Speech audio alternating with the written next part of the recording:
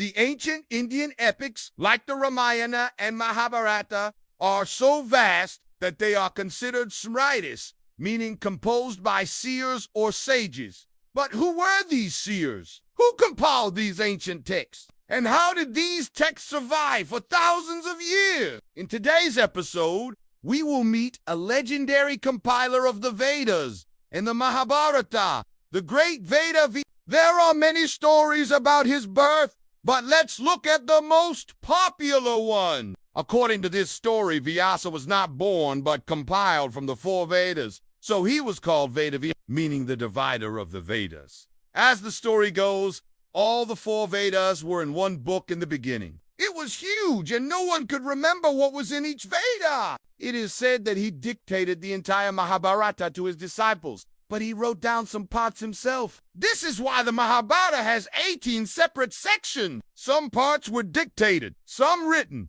and some were composed by other sages. So the gods approached Ved Vyasa and requested him to divide the Vedas into 4 different books. That is how we got the Rig Veda, Sam Veda, and Atharva Veda. After compiling the Vedas, he started on his next project, But how did these ancient texts survive for thousands of years? How did they reach us? We have to thank another great sage, Lomas Rishi.